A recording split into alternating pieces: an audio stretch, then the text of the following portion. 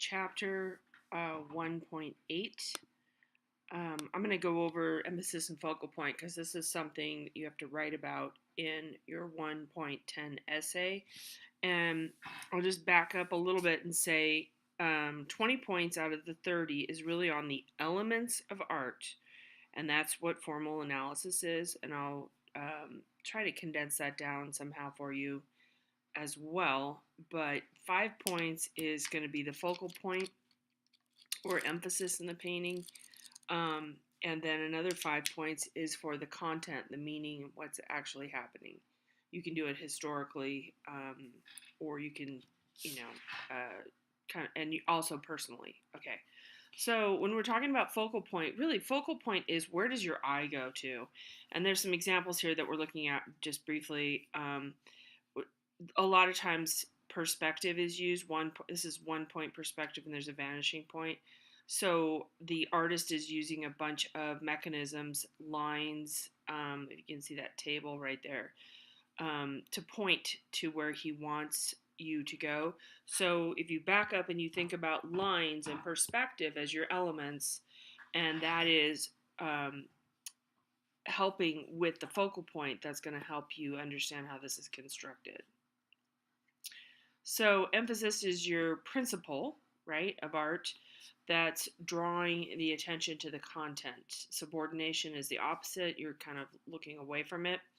So a focal point is a specific place of visual emphasis. Sometimes there's just a central figure that's highlighted, and that is the focal point. And then there might be secondary focal points as well. Okay. Broad emphasis is the first thing we're going to talk about, which is a piece by, are we Alice Neal? No, Agnes Martin. Sorry, I get them mixed up. It's de-emphasizing, or it's just not wanting you to look at a specific area.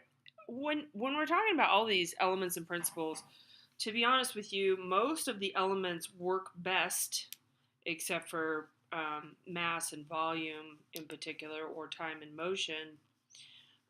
They work best in the world of painting and graphic design as well, two-dimensional work. So it gets a little confusing sometimes because we think it applies really clearly to everything, but the easiest ways to talk about the elements and principles are in two-dimensional work.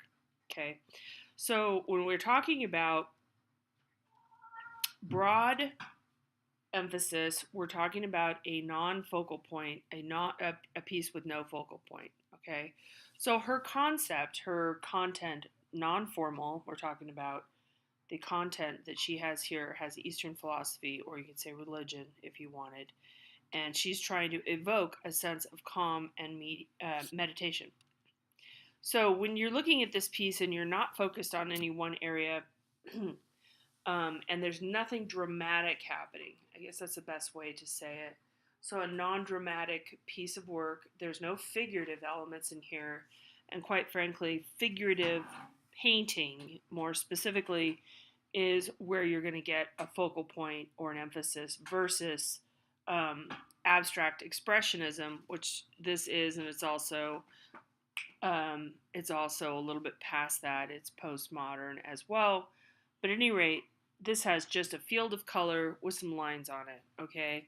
Repetition, pattern, nothing is breaking with the sameness of this piece, so it's a broad emphasis. I mean, there's some little details that are slightly different, but the eye isn't going any particular place in this piece, so non-emphasized, broad emphasis. Martin Prier, African-American artist, super interesting guy. He makes these beautiful sculptures, and his piece, CFAO, is wanting you in a not super confrontational way, but it has a very heavy meaning. A lot of his work does, but he does things in a very elegant, sort of quiet way, if you will. And he is trying to bring your focus to this interior part, and we'll look at a bigger image in a second. But it's supposed to recall French colonialism in West Africa. He's not somebody who writes a lot about his work or gives us a lot of information, but by using the elements and principles of art, he is getting us to focus on this area. Okay, so one of the things he's doing is using this framing device and a big white area to bring our eye to the center of this. This is sort of like, in a way, it's the calmer area of the piece is where he's bringing our eye to. And generally speaking, you're bringing the eye to a noisier part of the piece, if that makes sense, right? You might have walked up to it and engaged with it more because you saw all these busy horizontals and uh, verticals, right? Horizontals, verticals, and there's even some diagonals. Anytime you have a diagonal, your eye immediately wants to go toward what that is. And if we backtrack and you think about what horizontal, if we go to line, horizontals mean sleeping or calmness, and they, on a basic human subconscious level, they evoke sleeping in a figurative way, even when we're looking at just a regular line or an implied line. And then the verticals are standing, and then the diagonals are running or movement. So in our primal, I guess you would say, reptilian part of our brain, we react to colors in a really specific way because water is a life source. So we're always pursuing that, and it calms us down when we see blue because then we know water's there. That's a real primary thing before art ever came on the scene.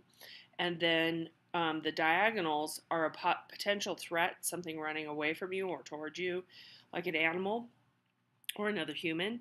And a horizontal, when we see somebody else sleeping, we know they're no threat to us. And a vertical means that it's sort of in between. It's sort of intermittent. We know that there's an awake person and that they're not challenging or threatening us, if that makes sense. So that's why we react to those things in that way.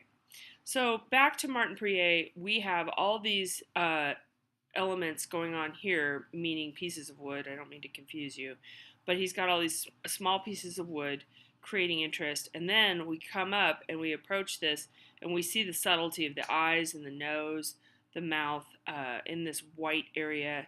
And he's wanting you to kind of come up and then reach this calm face and interact with it. Okay, so Jacob Lord's another example, and this is another one that's not exactly emphasized strongly. It's got equal activity going on throughout. So when we have a balanced piece, and I'm going to backtrack for a second, this is actually a balanced piece, but there's activity versus calmness. But if you were to slice this way, it's pretty even, and even this way, the wheelbarrow is a different element, a different part or a different visual. But if you go this way, the piece is fairly well balanced because if you look at this versus this, so this on the axis of vertical is symmetrical, and if you go horizontal, it's also symmetrical. Okay, so John Brown gives us this painting, and there is not really a focal point per se in this piece.